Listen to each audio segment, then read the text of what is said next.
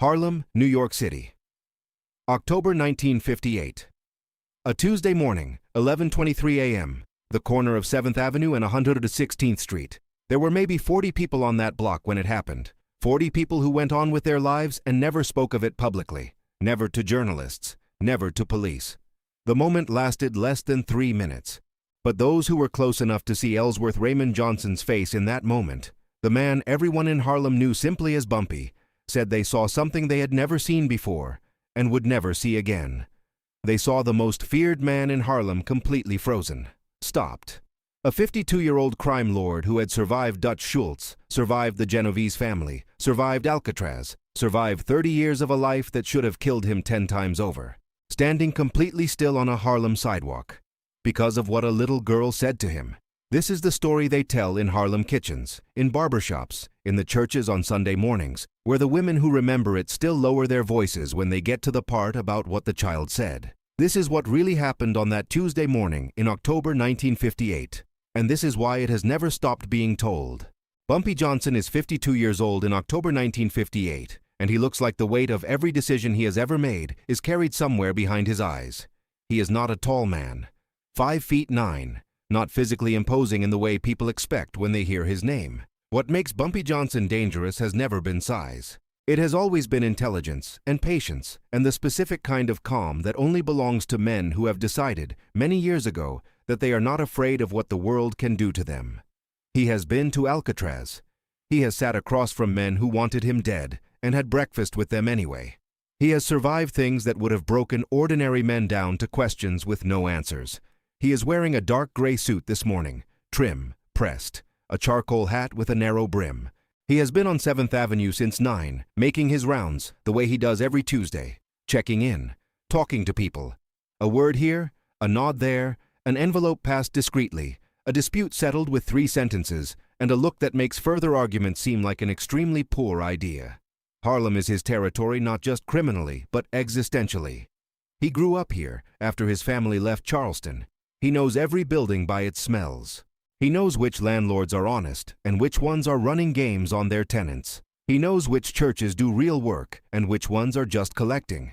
He knows who needs help and who is using the language of need to manipulate. He is not a simple man. He has never been a simple man, which is part of why the things people say about him are always incomplete.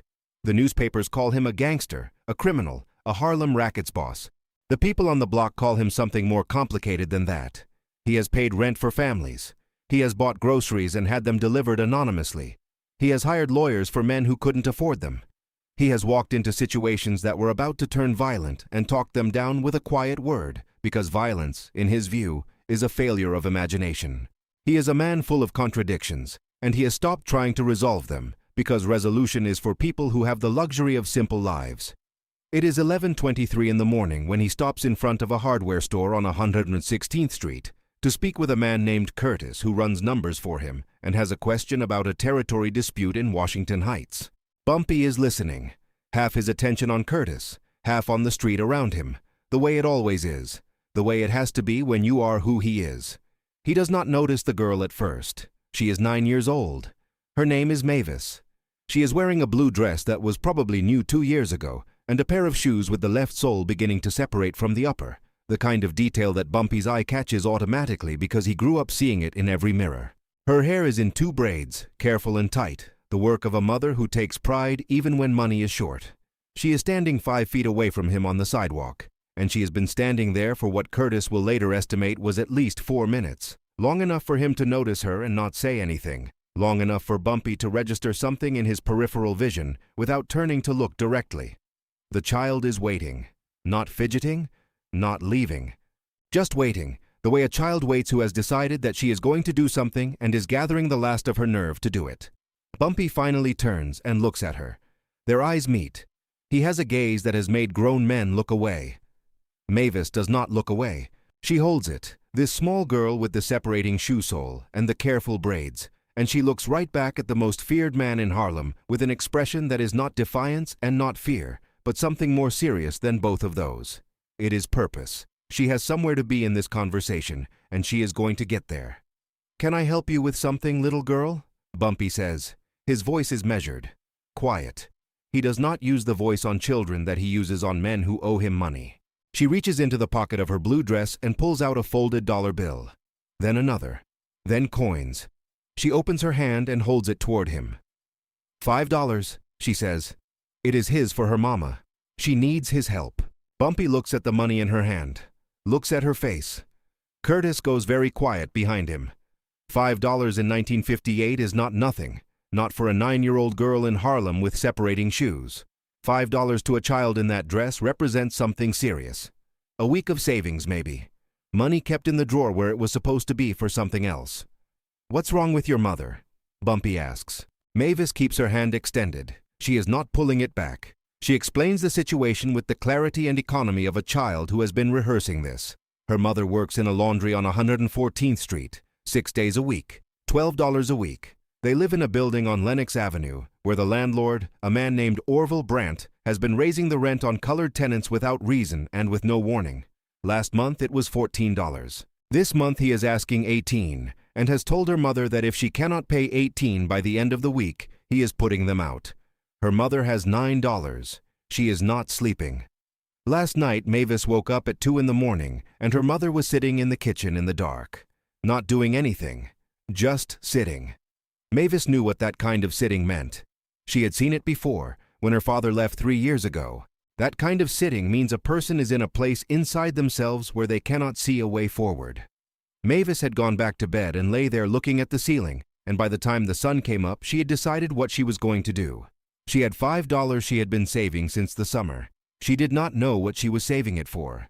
This, it turned out, was what she was saving it for. She had heard his name from the women in her building. She had heard that Bumpy Johnson knew when landlords were doing wrong by people, and that Bumpy Johnson sometimes fixed those things. She did not know exactly how. She did not ask. She had found out where he was on Tuesday mornings because the woman on the 4th floor, Miss Estelle, had told her with something complicated in her expression and then told her to be careful, and she had said yes, ma'am, and walked down 7 blocks and stood here for 4 minutes gathering nerve. $5, she says again. That is all she has. She knows it is maybe not enough, but it is everything she has, and she is offering everything she has. This is what she has come to tell him.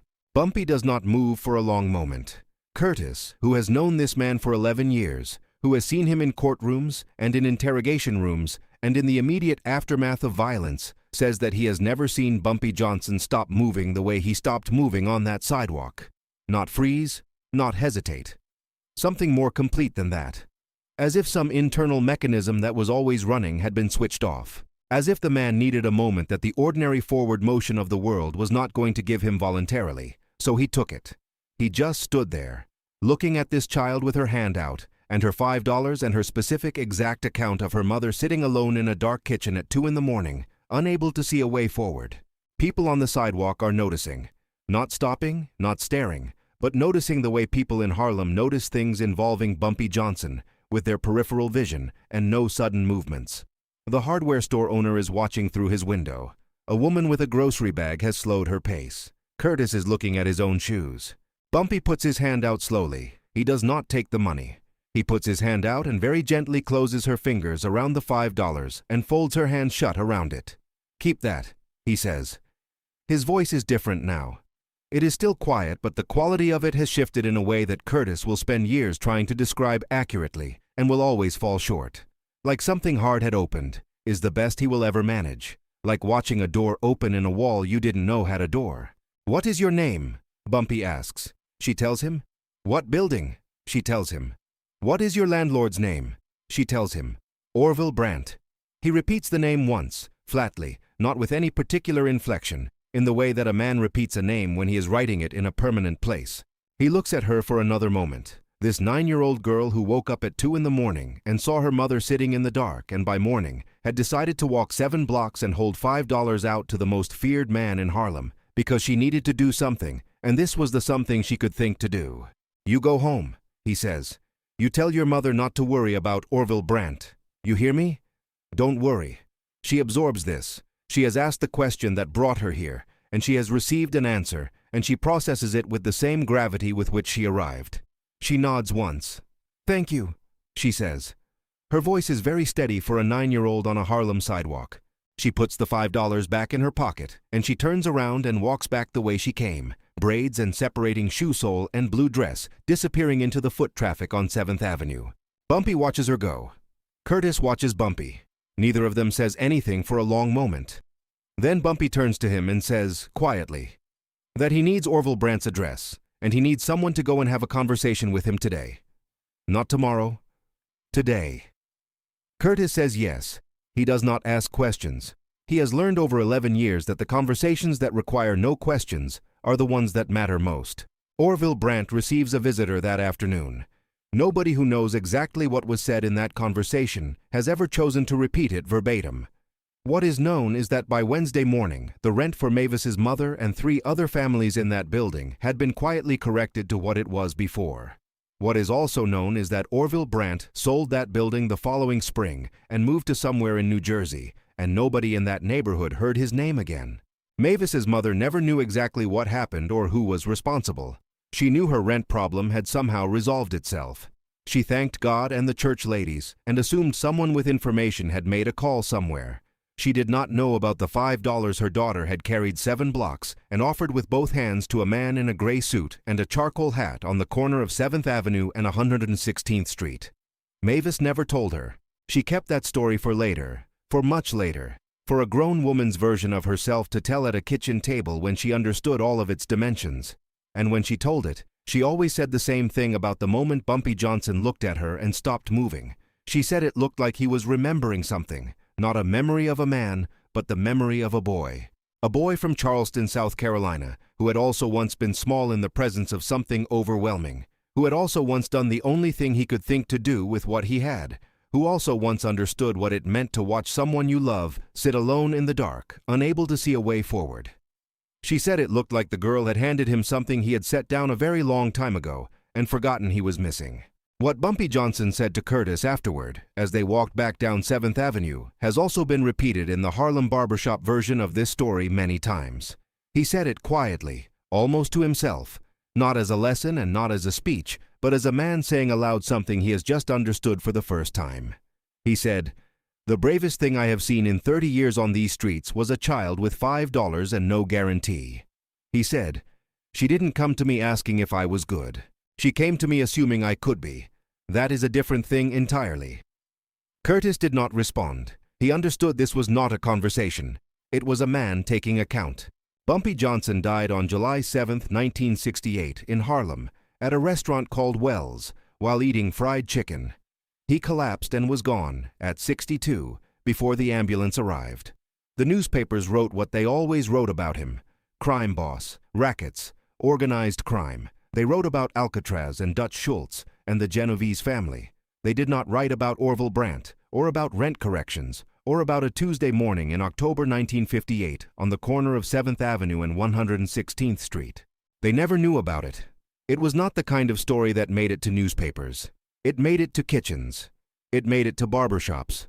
It made it to church steps on Sunday mornings, where the women who were on that block, or who heard it from women who were on that block, passed it forward in the specific oral tradition of Harlem, which has always understood that the official record and the true record are not the same document. Mavis, who became Mavis Coleman, a school teacher in the Bronx, told it to her students once, in a class about what courage actually looks like when it isn't performed. She told them that courage is not the absence of fear. It is a 9-year-old girl standing on a sidewalk for 4 minutes, gathering nerve, with $5 and everything she has and no guarantees, because her mother is sitting in the dark and she needs to do something, and this is the something she can do.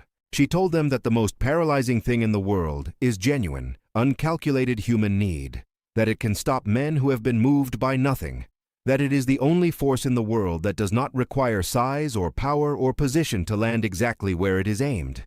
She told them that what happened that morning on 7th Avenue was a child accidentally holding up a mirror and a man being honest enough to look into it. That is the story. That is why it does not die. Not because Bumpy Johnson was powerful, not because what he did for that family was dramatic or violent or newsworthy, but because for one moment on a Tuesday morning, in the middle of an ordinary Harlem street, a small girl with $5 and careful braids reached across every distance between her world and his, and he let her.